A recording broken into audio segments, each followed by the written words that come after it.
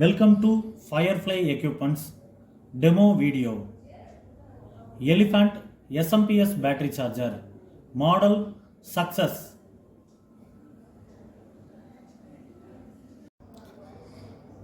இந்த SMPS charger பேக்கிங்கில் AC mains power கார்டும் DC output கேபிளும் பேக்கிங்கில் வராது. இந்த ரெண்டு கேபிளும் எக்ஸ்ட்ரா வேணும்னா சார்ஜபிள் பேசிஸில் எங்ககிட்டயே பர்ச்சேஸ் பண்ணிக்கலாம். இப்போது இந்த ரெண்டு கேபிளை எப்படி இந்த சார்ஜரோட கனெக்ட் பண்ணுறதுன்னு இப்போ பார்க்கலாம். ஃபஸ்ட்டு லெஃப்ட் சைடில் ஏசி ப்ரொடெக்ஷனுக்கு ஃபியூஸ் இருக்கும், கிளாஸ் ஃபியூஸ் இருக்கும். இப்போது ஏசி பவர் கார்டு மாட்டுறதுக்கு ஃபஸ்ட்டு 3 கனெக்டர்ஸ் இருக்கும். அதில் ஃபேஸ்னு எழுதியிருக்க இடத்துல ரெட் ஒயர் கனெக்ட் பண்ணணும், நியூட்ரல்னு எழுதியிருக்க இடத்துல பிளாக் ஒயர் கனெக்ட் பண்ணணும், எர்த்துன்னு எழுதியிருக்கிற இடத்துல க்ரீன் ஒயர் கனெக்ட் பண்ணணும். அடுத்து கொஞ்சம் கேப் விட்டு டிசி கனெக்டர்ஸ் இருக்கும்.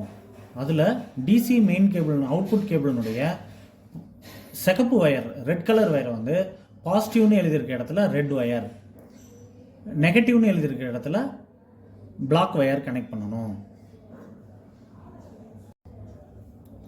ரைட் சைடில் இண்டிகேஷன்ஸ் இருக்கும். ஃபஸ்ட்டு ஏசி இன்புட் கொடுத்தீங்க அப்படின்னா க்ரீன் லைட்டு எரியும். அடுத்து பேட்ரி சார்ஜிங் நடந்துட்டு இருக்கும்போது எல்லோ லைட் எரியும். Battery cut off voltage reach ஆன உடனே எல்லோ லைட் ஆஃப் ஆகிட்டு ரெட் லைட் எரியும். தேவையான அளவு சார்ஜிங் டைம் கொடுத்துட்டு கிராவிட்டி வர வரைக்கும் சார்ஜிங் டைம் கொடுக்கணும். கொடுத்துட்டு சார்ஜரை ஆஃப் பண்ணிக்கலாம் அல்லது ரிமூவ் பண்ணிக்கலாம்.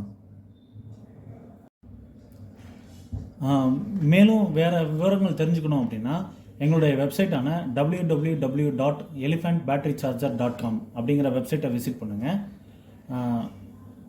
Elephant SMPS battery charger success மாடலினுடைய டெமோ வீடியோ பார்த்ததுக்கு ரொம்ப நன்றி.